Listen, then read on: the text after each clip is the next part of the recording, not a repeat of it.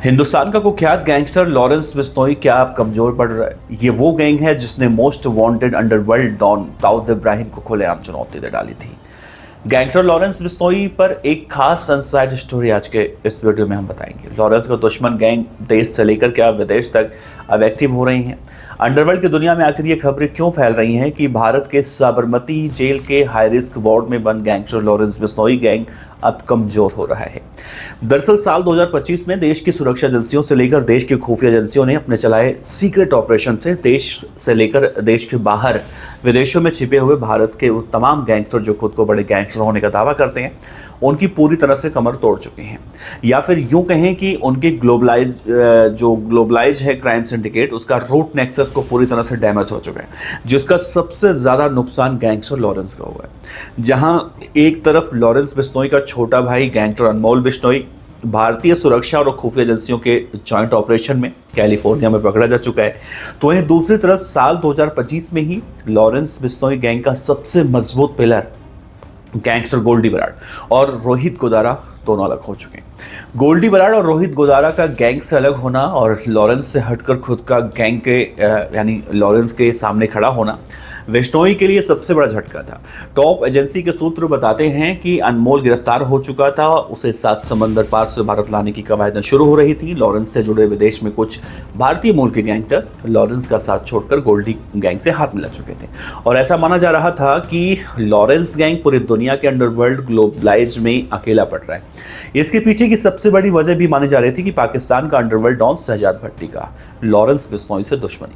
अनमोल बिश्नोई का कैलिफोर्निया में पकड़ा जाना और सबसे अहम बात कि लॉरेंस बिश्नोई का दोस्त और गैंग का मजबूत पिलर कहा जाने वाला गैंगस्टर गोल्डी बराड़ का लॉरेंस से अलग होना बहुत ज्यादा अहम था। कहा जाता है कि गोल्डी बराड़ के भाई गुरलाल बराड़ की 10-11 अक्टूबर साल 2020 में देवेंद्र बम्बिहा गैंग ने हत्या कर दी। साल 2009 में लॉरेंस की क्राइम की दुनिया में एंट्री हो चुकी थी, लेकिन कहा जाता है कि गोल्डी बराड़ के भाई की हत्या के बाद लॉरेंस गैंग की तरह उभरा और बी गैंग यानी बिश्नोई गैंग, ये वो गैंग है जो साल 2019 के बाद काफी ज्यादा सुर्खियों में रहा।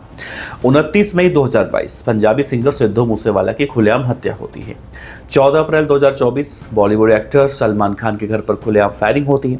5 दिसंबर 2023 राजस्थान के जयपुर में करनी सेनाध्यक्ष सुखदेव सिंह गोगामेडी की हत्या होती है। 12 अक्टूबर 2024 हाई प्रोफाइल बाबा सिद्दीकी की हत्या का दावा होता है। बाबा सिद्दीकी की हत्या के बाद ही सोशल मीडिया प्लेटफॉर्म पर अंडरवर्ल्ड डॉन दाऊद इब्राहिम और उसके पूरे डी कंपनी को खुली चुनौती देने वाला गैंग क्या वाकई साल 2025 के बाद कमजोर हो चुका है?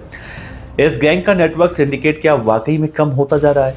सेंट्रल एजेंसियों के सूत्रों की माने तो ऐसा कुछ अभी साफ नहीं है कहा जा सकता है, क्योंकि लॉरेंस गैंग में अनमोल की गिरफ्तारी के बाद उसे भारत लाया जा चुका है।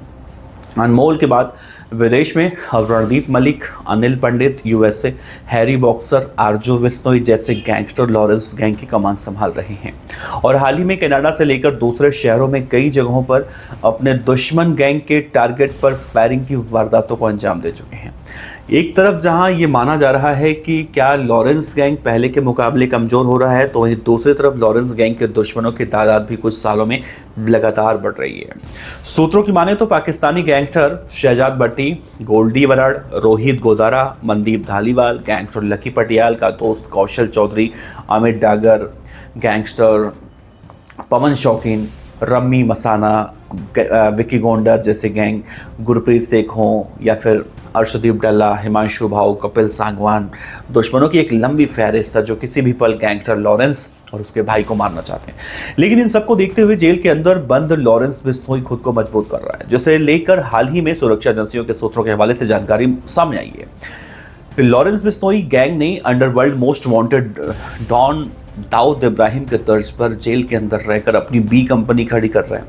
सवाल यह भी है कि आखिर जेल के अंदर से बी कंपनी के शूटरों की फौज कैसे खड़ी हो रही है?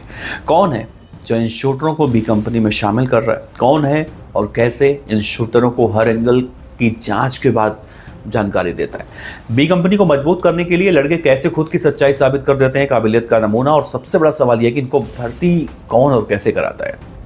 देश की केंद्रीय एजेंसी के सूत्रों की माने तो बी गैंग में नए लड़कों की भर्ती करने के लिए साइबर स्पेस और दूसरे सोशल मीडिया प्लेटफॉर्म का इस्तेमाल हो रहा है। इन सोशल मीडिया प्लेटफॉर्म पर ऐसे वीडियो अपलोड किए जाते हैं जो गैंग में शामिल होने के लिए मोटिवेट और उन्हें गैंग ज्वाइन करने के लिए इन्फ्लुएंस करते हैं। सेंट्रल एजेंसी टॉप सूत्रों की माने तो बी गैंग का डॉन लॉरेंस बिश्नोई ने पूरे ग्लोबलाइज्ड गैंग की जिम्मेदारी वीरेंद्र प्रताप उर्फ काला राणा को दिया हुआ है। वीरेंद्र इसके लिए सीधा गैंग में शामिल होने वाले लड़कों से संपर्क नहीं करता, बल्कि वीरेंद्र का छोटा भाई सूर्य प्रताप राणा और नरेश यादव, इनके पास इसकी जिम्मेदारी है।